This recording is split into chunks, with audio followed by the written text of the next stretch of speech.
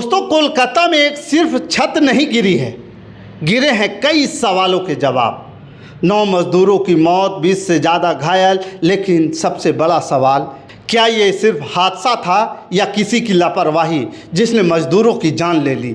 24 जून को कोलकाता के तारातला इलाके में निर्माणाधीन गोदाम की छत अचानक भरभरा कर गिर गई।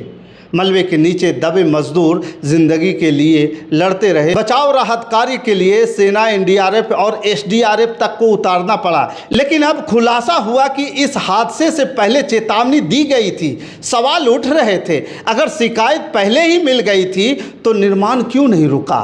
क्या मजदूरों की सुरक्षा सिर्फ कागजों में थी। यूनियन ने आरोप लगाया कि निर्माण की अनुमति और सुरक्षा नियमों को लेकर के पहले ही सवाल उठाए गए थे, लेकिन कार्रवाई क्यों नहीं हुई। जांच में ये भी सवाल सामने आया कि गोदाम का डिजाइन सही था या नहीं। अधिकारियों ने शुरुआती जांच में डिजाइन की खामी की आशंका जताई है। अब 5 लोग गिरफ्तार हो चुके हैं। सरकार ने मुआवजे का ऐलान कर दिया है। लेकिन उन परिवारों का क्या जिनके घर का चिराग हमेशा के लिए बुझ गया। ये हादसा सिर्फ इमारत गिरने की कहानी नहीं है, ये सिस्टम से पूछता एक सवाल है, मजदूरों की ज़िंदगी की कीमत आखिर कितनी है। दोस्तों नमस्कार, मैं हूं पवन चंचल और आप देखना शुरू कर चुके हैं जनजोश न्यूज़। अगर आप इसे फेसबुक पे देख रहे हैं तो फॉलो कीजिए और यूट्यूब पे देख रहे हैं तो सब्सक्राइब कीजिए। कोलकाता के तारातला इलाके में निर्माणाधीन एक गोदाम की छत गिरने से अब तक 9 लोगों की मौत हो चुकी है और 20 से अधिक मजदूर घायल हैं। इस हादसे के बाद कई हफ्ते पहले की गई शिकायतें एक बार फिर चर्चा में आ गई है। इन शिकायतों में निर्माण की अनुमति, पोर्ट की जमीन के रिकॉर्ड और मजदूरों की सुरक्षा से जुड़े आरोप शामिल हैं। घटना के बाद पुलिस ने 5 लोगों को गिरफ्तार कर लिया है। साथ ही मृतकों के परिवारों को पश्चिम बंगाल सरकार ने 10 लाख रुपये और केंद्र सरकार ने 2 लाख रुपये मुआवजा देने का ऐलान किया है।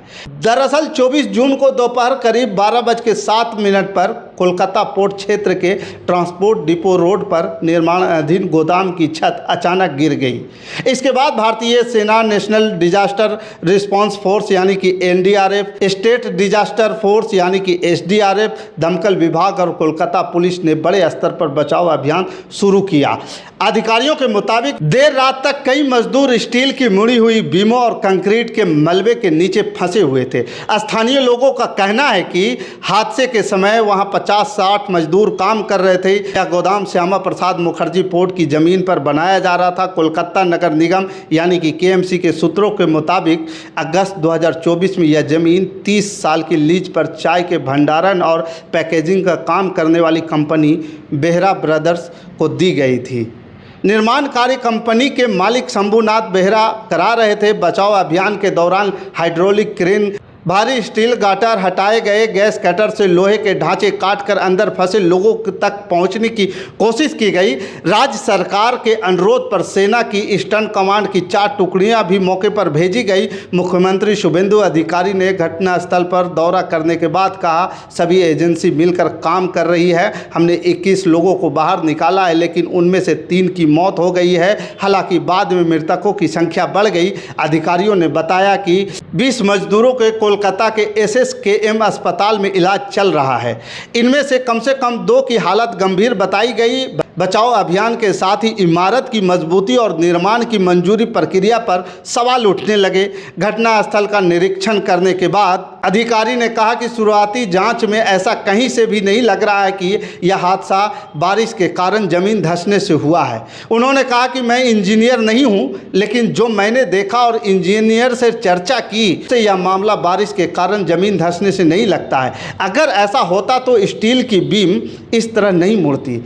ऐसा लगता है कि स्टील फ्रेमवर्क के बोल्ट निकल गए। मुख्यमंत्री ने कहा कि केएमसी इंजीनियरों की शुरुआती रिपोर्ट में डिजाइन की खामी सामने आई है। उन्होंने दावा किया कि गोदाम के भवन का नक्शा ही गलत था। इन खुलासों के बाद निर्माण की मंजूरी प्रक्रिया पर भी सवाल उठने लगे। केएमसी ने इस गोदाम के नक्शे को इसी साल 17 जनवरी को मंजूरी दी थी। बताया जा रहा है कि पोर्ट प्राधिकरण ने भी निर्माण पर कोई आपत्ति नहीं जताई थी। हालांकि वामपंथी trade union centre of trade unions यानी कि CITU से संबंध कलकत्ता डाक लेबर बोर्ड वर्कमैन यूनियन यानी कि CDLBW के दस्तावेज बताते हैं कि इस निर्माण को लेकर 1 महीने से पहले भी पोर्ट अधिकारियों को चेतावनी दी गई थी। 11 मई को यूनियन ने श्यामा प्रसाद मुखर्जी पोर्ट के चेयरमैन, स्टेट मैनेजर और केंद्रीय बंदरगाह, जहाज रानी एवं जलमार्ग मंत्रालय को पत्र लिखकर ट्रांसपोर्ट डिपो रोड स्थित प्लॉट नंबर D247/3 पर चल रहे निर्माण से जुड़े रिकॉर्ड मांगे थे और यही वह जगह है जहां हादसा हुआ। यूनियन का आरोप है कि पोर्ट के स्टेट विभाग ने 10 अप्रैल को रिकॉर्ड जांच के बाद बताया कि इस परिसर के लिए किसी भी तरह को नो ऑब्जेक्शन सर्टिफिकेट यानी कि NOC या निर्माण अनुमति का रिकॉर्ड उपलब्ध नहीं है। यूनियन के मुताबिक 18 अप्रैल को उसने लीज से जुड़े अतिरिक्त दस्तावेज जमा किए। इसके बाद 24 अप्रैल से स्टेट विभाग ने माना कि MS बेहरा यानी कि मेसर्स बेहरा ब्रदर्स निर्माण के लिए NOC दी गई थी। यूनियन के अपने पत्र में कहा कि रिकॉर्ड होने के बाद स्वीकार करने के बावजूद अधिकारियों ने NOC स्वीकृति, भवन योजना और अन्य मंजूरी संबंधी दस्तावेजों की प्रमाणित प्रतिक्रिया देने से इनकार कर दिया। यूनियन ने मांग की कि NOC, निर्माण अनुमति, स्वीकृत भवन योजना और अन्य सभी संबंधित दस्तावेजों की प्रमाणित प्रतियां भी दी जाए। साथ ही मेसर्स बेहरा ब्रदर्स को दी गई अनुमति से जुड़े भी सभी रिकॉर्ड की जांच कराई जाए। पत्र में असगर हुसैन नाम के व्यक्ति की भूमिका पर भी सवाल उठाए गए हैं। यूनियन का आरोप है कि हुसैन पहले पोर्ट की ट्रस्ट की ज़मीन पर अतिक्रमणकारी बताया गया था और वहां अवैध पार्किंग चलाता था। यूनियन ने कहा कि ऐसे व्यक्ति की पोर्ट की ज़मीन पर चल रहे निर्माण कार्य में भागीदारी गंभीर चिंता का विषय है और इसकी तत्काल सतर्कता जाँच होनी चाहिए।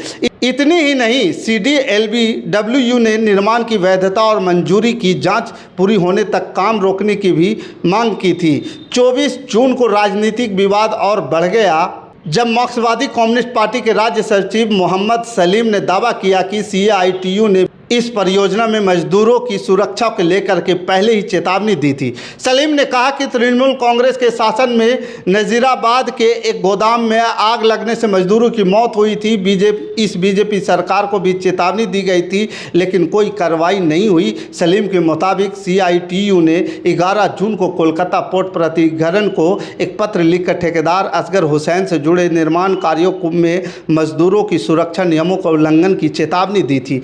अभी इस परियोजना में हुसैन की भूमिका भी जांच हो रही है। स्थानीय लोगों का कहना है कि 24 जून की सुबह ही गोदाम की छत हिल रही थी। प्रत्यक्षदर्शियों के मुताबिक कुछ मजदूर स्टील के ढांचे की जांच करने गए थे लेकिन थोड़ी देर बाद पूरी तरह छत गिर गई। सूत्रों का कहना है कि कुछ मजदूर जिनमें महिलाएं भी शामिल थी गोदाम परिसर में ही रह रहे थे। इससे मृतकों की संख्या अधिक हो सकती है। इस हादसे के बाद मुख्यमंत्री शुभेंदु अधिकारी ने बड़ा फैसला लेते हुए कहा कि KMC क्षेत्र में तृणमूल कांग्रेस सरकार के दौरान मंजूर हुई सभी निर्माणाधीन व्यावसायिक परियोजनाओं का काम पर रोक दिया जाए। उन्होंने कहा कि मैंने KMC आयुक्त और शहरी विकास एवं नगर मामलों की विभाग को निर्देश दिया है कि पिछले सरकार के दौरान मंजूर हुए सभी निर्माणाधीन व्यावसायिक भवनों का काम रोका जाए। इसमें वो सभी परियोजनाएं शामिल हैं जिन्हें जलाशय भरकर बनाने की अनुमति दी गई है। इन सभी का ऑडिट होगा। यह रोक 31 जुलाई तक लागू होगी।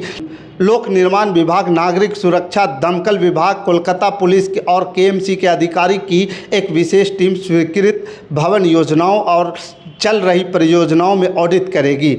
पुलिस ने मामला दर्ज कर जांच शुरू कर दी है। हालांकि घटनास्थल पर बचाव अभियान जारी रहने के बीच यह हादसा अब केवल एक औद्योगिक दुर्घटना नहीं रह गया है। यह भवन डिजाइन, रेगुलेटरी मॉनिटरिंग, मजदूरों की सुरक्षा और सार्वजनिक पोर्ट भूमि के प्रबंधन से जुड़े बड़े सवालों की जांच का विषय बन गया है। बाकी इस वीडियो के प्रति आपका क्या विचार है, आप हमें कमेंट कर जरूर बताइएगा। हमारे साथ बने रहने के लिए धन्यवाद। जय हिंद, जय भारत।